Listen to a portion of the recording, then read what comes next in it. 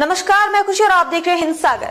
आइए नजर डालते हैं आज की बड़ी खबर पर। पूरी दुनिया में तहलका मचा जादियाले एपस्टीन फाइल्स की गूंज अब भारतीय राजनीति में भी सुनाई देने लगी है। कई देशों के प्रभावशाली नेताओं और उद्योगपतियों के नाम सामने आने के बाद अब शिवसेना यूबीटी के नेता और सांसद संजय राउत ने केंद्र सरकार पर गंभीर आरोप लगाए हैं।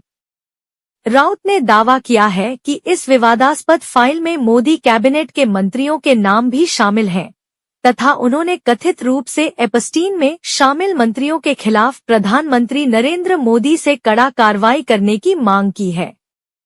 राउत के आरोपों के कारण देश के सियासी गलियारे में खलबली मच गई है। मुंबई में मीडिया से बातचीत करते हुए संजय राउत ने सीधे तौर पर केंद्र सरकार को निशाने पर लिया।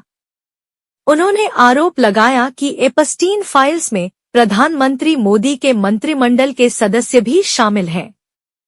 राउत ने विशेष रूप से केंद्रीय मंत्री हरदीप सिंह पुरी का नाम लेते हुए कहा कि केंद्रीय मंत्री हरदीप सिंह पुरी का इन लोगों से संबंध होने की बात उजागर हुई है।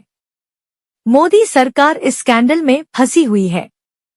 एपस्टीन के साथ इस सरकार के मंत्रियों के कितने मधुर संबंध थे, यह अब सबके सामने है। वीजा नियमों के उल्लंघन का आरोप। सांसद संजय राउत ने अपनी आक्रामक बयानबाजी जारी रखते हुए गंभीर सवाल खड़े किए।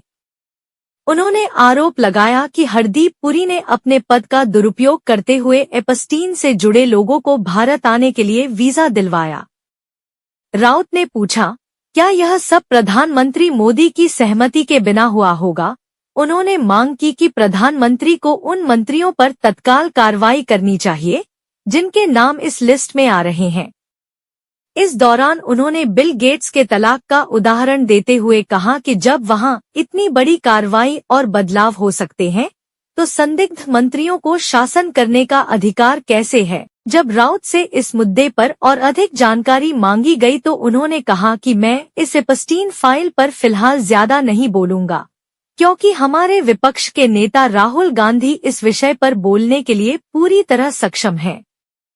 लेकिन उन्होंने स्पष्ट किया कि देश के सामने सच आना जरूरी है क्योंकि यह मामला अंतर्राष्ट्रीय स्तर पर नैतिकता और भ्रष्टाचार से जुड़ा है। पीएम को कांग्रेस से खतरा बताना बकवास। संसद के बजट सत्र के दौरान हो रहे हंगामे और लोकसभा अध्यक्ष ओम बिरला द्वारा कांग्रेस महिला सांसदों के आक्रामक रुख पर जताई गई चिंता को भी राउत ने आड़े हाथों लिया।